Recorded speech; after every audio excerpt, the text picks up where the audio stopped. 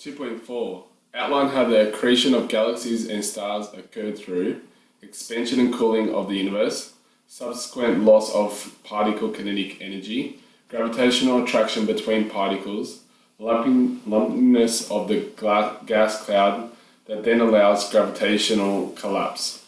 So I'm just going to discuss briefly how galaxies and stars occur, and through that discussion you could determine how the galaxies expand and cool, when does particle kinetic energy lose or dissipate, how does gravitation or gravity affect the formation of stars and gravity. So firstly, let's start off with stars.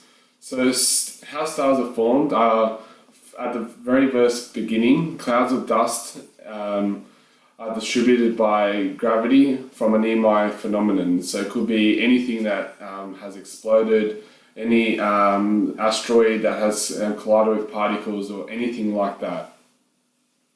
So then the disturbance causes clumps to form and draws the gas inwards. Finally, after that, the collapsing clump begins to rotate and flatten into a disk of gas and dust. So this is the beginning of the formation of what a star would look like. Then the disk rotates, so this is what is looking at in terms of kinetic energy. The disk then rotates faster and faster, pulling more material inwards, creating a hot, dense core called a protostar. When the protostar becomes hot enough, hydrogen atoms begin to fuse, producing helium and energy. So now this is where we're looking at the E equals mc squared equation, where we've got energy being created into matter or mass. So after millions of years, bipolar flow erupts from the protostar and blasts away the remaining gas and dust, leaving remnants of the star. So we have a star now forming, and we can highlight a few things here in terms of kinetic energy, gravity, and expansion and cooling. But for a galaxy, it's very, very similar in terms of those three effects on the evolution of a galaxy. So the first part of a galaxy is the bodies of gas, dust, and young stars collide. The stars begin to rotate, and this is where the kinetic energy starts again, around the center of a mass. Now gravity is pulling that mass in.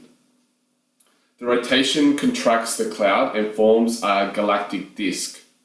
Motion created by the spinning disk causes spiral arms to form, hence the formation and evolution of a galaxy.